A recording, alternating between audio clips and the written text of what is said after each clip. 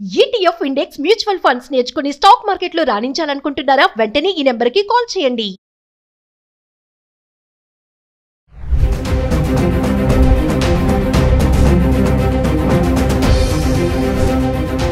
నమస్తే, welcome back to Suman TV. ప్రస్తుతం మనతో పాటు ఉన్నారు అనలిస్ట్ మందరి కృష్ణారెడ్డి గారు. నమస్తే సార్. నమస్తే అమ్మా. సార్, గత వారం ట్రంప్ ఏదైతే 25% తారీఫ్ విధించాడో మన భారతీయుల పైన, అది ఎంతవరకు ఇంపాక్ట్ చూపిస్తుంది? ప్రతి రంగం పైన ఇంపాక్ట్ చూపిస్తుంది. మరి రీసెంట్గా ట్రంప్ సోషల్ మీడియాలో ఒక న్యూస్ పోస్ట్ చేశారు. ఇదే కాదు, దీనికంటే ఇంకెక్కువ మేము సుంకాలు విధిస్తామని చెప్పేసి. ఎందుకు సార్ ట్రంప్కి మన ఇండియా పైన అంత ఫ్రస్ట్రేషన్, అంత అక్కసు ఎందుకు అంటే? మొట్టమొదటి, భారతదేశం చాలా ఫాస్ట్గా ఎదుగుతున్న దేశం. అంత జీడిపి కానీ ఇంకా ఏ దేశంలో కూడా ఇంత ఫాస్ట్ జీడిపి లేదు, ఇంత ఫాస్ట్ ఎదుగుదల లేదు. ఇంత ఫాస్ట్ ఎదుగుదల భారతదేశం వెళ్ళడం అనేది మిగతా దేశాలన్నిటికీ కంటగింపుగా ఉంది. మనం ఇప్పటికే 4th ప్లేస్కి వచ్చేసాం దాదాపుగా. మనం ఇంకా ముందుకు రావడానికి మనం ప్రయత్నం చేస్తాం. 3rd ప్లేస్, 2nd ప్లేస్కు రావడానికి, వీలైతే 1st ప్లేస్లో కూడా రావడానికి పోటీ పడడానికి జరుగుతుంది. ఇది పైన ఉన్న దేశాలన్నిటికీ భయం కలిగిస్తుంది. ఎందుకంటే ఇవి అగ్రరాజ్యాలుగా పేరు పొందాయి, ఆధిపత్యం చెలాయిస్తున్నాయి. మిగతా దేశానికి మధ్య యుద్ధం పెట్టేసి ఆయుధాలు అమ్ముకుంటూ కోట్లు గడిస్తున్నాయి.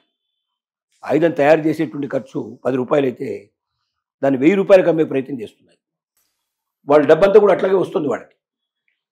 ఇప్పుడు ఆధిపత్యంగా ఒకవేళ రేపు పొద్దున భారతదేశం నెంబర్ 1 ప్లేస్కి వస్తే ఇలాంటివన్నీ చేయడానికి వీలు పడదు. ఇలాంటివి ప్రోత్సహించడం ఇండియా ఇప్పుడు చేయదు. కొన్ని మోరల్ వాల్యూస్ ఉన్నట్టు కాబట్టి ఖచ్చితంగా తమకు వచ్చే అవకాశాలన్నీ పోతాయి. ఎక్కడో అట్టడుగున ఉన్న దేశం ఇవాళ మాతో పోటీ పడే స్థాయికి రావడం అనేది వాళ్ళ కంటకంగా ఉంది. అది మొట్టమొదటి కారణం. రెండో కారణం ఏంటంటే, రష్యాను అణచివేయాలనే కోరిక అమెరికాకి ఎప్పటి నుంచో ఉంది. ఇప్పుడు ఉక్రెయిన్తో యుద్ధం జరుగుతోంది. ఉక్రెయిన్ చాలా చిన్న దేశం, రష్యాతో పోలిస్తే చాలా చిన్న దేశం. ఇప్పటికి ఎప్పుడో యుద్ధం అయిపోవచ్చింది. ఎందుకు యుద్ధం అయిపోవడం లేదు? కారణం ఏమిటి? అమెరికా తర్వాత యూరోపియన్ యూనియన్ ఆయుధాలు సప్లై చేస్తూ కావలసినటువంటి మిగతా డబ్బు వ్యవహారం కావాల్సినంతా కూడా అమరుస్తూ చిన్న దేశమైన యుక్రెయిన్ రష్యాకు పూర్తిగా సరెండర్ కాకుండా రక్షించబడుతుంది. కోటాను రూపాయలు దానికోసం వీళ్ళు వెచ్చిస్తున్నారు. ఉక్రెయిన్లో ఉన్నటువంటి కొన్ని ఖనిజ సంపద, ఆయిలు, ఇట్లాంటివన్నీ కూడా దోచుకోవాలని కోరిక వీళ్ళకుంది. కాబట్టి ఉక్రెయిన్ ఎలాగైనా గెలిపించి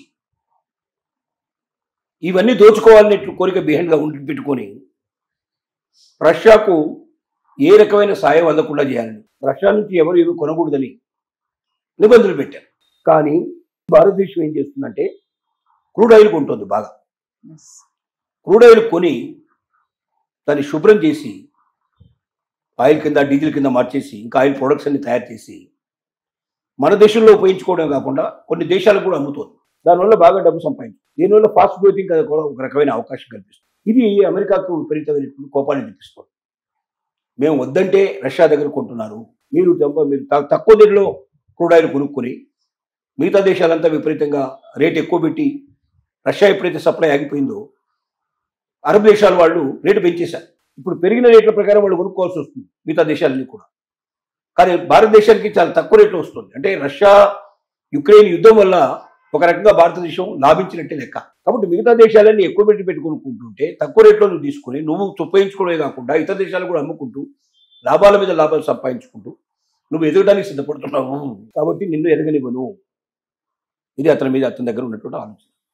అందుకే ధమ్కి ఇవ్వడానికి ప్రయత్నం చేయడం, రకరకాలుగా మన మీద అస్త్రాలు ప్రయోగించడానికి ప్రయత్నం చేయడం, ఇవన్నీ జరుగుతూ ఉన్నాయి. కానీ భారతదేశం సరైన ఆన్సర్ ఇచ్చింది, ధీటైన జవాబు ఇచ్చింది. ఏం చెప్పిందంటే, నువ్వు రష్యా దగ్గర మమ్మల్ని క్రూడ్ ఆయిల్ కొనొద్దని అంటున్నావు.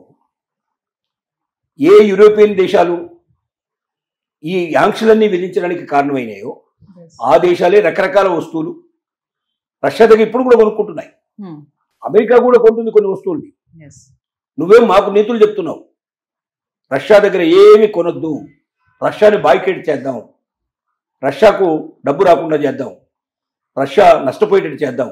చివరికి రష్యా దిగొచ్చి ఉక్రెయిన్తో సంధి చేసుకుని, ఉక్రెయిన్ తమకు సంధి చేసేందువల్ల ఆ ఉక్రెయిన్ తమ స్వాధీనం చేసుకొని ఉక్రెయిన్ నుంచి ఎంత పొందగలిగో అక్కడ ఉన్నటువంటి ఆయిల్స్ కానీ, అక్కడ ఉన్నటువంటి మినరల్స్ కానీ, రకరకాల కానీ సంపదను అనుభవించవచ్చు అనేటువంటి ఆలోచన ఉన్నటువంటి దేశాలకి మరి మీరేమో ఆయిల్ కొనొద్దని మా మీద ఎగురు పెడుతున్నారు, మా మీద గొడవ పెడుతున్నారు.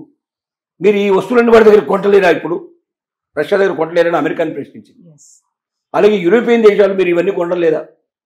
ఇన్ని కోట్ల రూపాయల వస్తువుల్ని, సర్వీసెస్ని రష్యా నుంచి మీరు కొనుక్కుంటూ మీ పబ్బం గడుపుకుంటూ మమ్మల్ని మాత్రం కొనొద్దని చెప్పి నీతులు చెప్పడం సరైందిరా? ముందు మీరు కొనడం అనే తర్వాత మాకు చెప్పండి అని ధీటైన జవాబు భారతదేశం ఇచ్చింది. ఇప్పుడు ట్రంప్ ఈ పనులే కాదు ఇంకా కొన్ని సుంకాలు విధిస్తానని బెదిరిస్తున్నాడు. మీరు ఎన్నైనా మీరు ఏం చేసుకుంటారో చేసుకోండి, మాకేం నష్టం లేదు, కష్టం లేదు. ఎందుకంటే ఈ వస్తువుల రేట్లు అక్కడ పెరిగిపోతాయి సుంకాలు విధించడం వల్ల. ఇప్పుడు అక్కడ భారతదేశం నుంచి పోయేటువంటి వస్తువుల మీద సుంకాలు వేస్తున్నాడు. అంటే అది ఎవరు కొనాలి?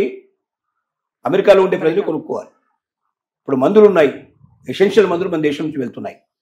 ఇతర దేశాల నుంచి వచ్చే మందులు చాలా ఎక్కువ ఖరీదు ఉంటాయి. మన మందులతో పోలిస్తే డెఫినెట్గా ఇతర దేశాలతో మందులతో పోలిస్తే మన మందులు చాలా చౌకగా దొరుకుతాయి. చౌకగా దొరికేటువంటి మందులకు అలవాటు పడ్డారు అమెరికన్స్. ఇప్పుడు ఒకేసారి ట్యాక్స్ పెంచి పారిస్తే మందులు ఖరీదైపోతాయి. ఖరీదైన మందులు కొనుక్కోవడానికి ఇబ్బంది పడిపోతారు. ఇబ్బంది పడేది ఎవరు? అమెరికన్లే. కాబట్టి లాస్ట్కి వచ్చే వరకు భారతదేశానికి వచ్చే నష్టంతో పాటుగా అమెరికన్స్కు కష్టాలు కూడా పెరుగుతాయి. పెరిగినప్పుడు ట్రంప్కు వ్యతిరేకంగా ఎదురు తిరిగినా ఆశ్చర్యపడాల్సిన అవసరం లేదు, అతను దిగిపోమని చెప్పి అడిగినా ఆశ్చర్యపడాల్సిన అవసరం లేదు. కాబట్టి మీ దేశ పౌరులకు నష్టం చేసే ముందు ఒకటికి నువ్వు ఆలోచించుకో. నీ దేశానికి ఎగుమతి కాకపోతే ఇంకో దేశానికి ఎగుమతి చేసుకుంటాం, లోకల్ మార్కెట్ని పెంచుకునే ప్రయత్నం చేస్తాం, ఏదో ఒకటి చేస్తాం, చేయకుండా ఉండం కదా. ఒక దేశం మీదనే ఆధారపడి ఆ దేశం ఇస్తే తీసుకోలేకపోతే లేదు, ఆ దేశానికి పంపించగలిగితే బతుకుతాం లేదనుకుంటే అలాంటప్పుడు దేశం ఉండడమే అవసరం లేదు. దేశం అంటే ఎట్లాంటి పరిస్థితులను ఎదుర్కొని నిలబడగలిగే దేశం. అదేదో మీరు చేసి చూపిస్తాం అన్నట్టుగా ధీటైన జవాబులు ఇస్తుంది, ధీటుగా నిలబడుతుంది. ఇది కూడా ట్రంప్కి కోపం ఎక్కువ తెప్పిస్తుంది. వచ్చి సరెండర్ అయిపోయి నన్ను రిక్వెస్ట్ చేసి బ్రతిమలాడి ఏదో రకంగా కాళ్ళు గడ్డవో పట్టుకుంటే నేను ఏదో ఇచ్చినట్టుగా చేద్దామనేది అతని కోరిక. కానీ భారతదేశం ఆ రకంగా వెళ్ళడం లేదు, పూర్తిగా ఎదురు తీరుతుంది. కాబట్టి కోపం ఇంకా పెరుగుతుంది. అందుకే వలసదారుల విషయంలో కూడా ఇక్కడికి వచ్చి సెట్ అయిపోతున్నారని చెప్పేసి కూడా అది కూడా ఉంది ట్రంప్కి. వలసదారులు భారతీయులే కాదు, చైనా నుంచి వస్తున్నారు, మిగతా దేశాల నుంచి కూడా వస్తున్నారు. అది కాదు ముఖ్యమైన, మన దేశం ఎదిగిపోతుంది. అంటే అమెరికాకు వెళ్ళేటువంటి భారతీయులందరూ కూడా వేలతో ఎక్కువ మంది అక్కడ సంపాదించి ఇక్కడ పంపించడానికి ప్రయత్నం చేస్తున్న విషయం తెలుసు. అది ఒక భారతీయులే కాదు, వలసదారులు అందరూ ఆ పని చేస్తున్నారని తెలుసు. కాబట్టి ఆ వలసదారులు వీళ్ళంత వరకు వదిలించుకొని ఇతర దేశాల నుంచి వచ్చేవాడు వల్ల తన దేశానికి లాభం వచ్చేట్టుగా, తన సంపద పెరిగేటట్టుగా చేద్దామని ఒక ప్రయత్నం చేస్తూ ఉన్నాడు. కానీ వాటన్నిటికన్నా ముఖ్యం ఏంటంటే అతనికి ఉన్న కాంక్ష ఏంటి? భారతదేశం ఎదగకూడదు. భారతదేశం ఒకటే ఇప్పుడు పోటీగా నిలబడింది. ప్రపంచ దేశాలు ఏ దేశాలు కూడా ఇంత ఫాస్ట్గా రావడం లేదు. అంటే రేపు అమెరికాను మించిపోయి ప్రపంచంలో నెంబర్ 1 దేశంగా ఎదగడానికి అవకాశం ఉన్న దేశం భారతదేశం. కాబట్టి భారతదేశాన్ని ఇక్కడే తొక్కిపడేస్తే అది ఎదగకుండా ఉంటుందనేది ఒక ప్రయత్నం. కానీ ట్రంప్ వల్ల కాదు, ఎవరి వల్ల కాదు. దేశం ఒకసారి ఆ స్థాయికి వచ్చిన తర్వాత దాన్ని ఆపలేరు ఎవరు. Thank you sir.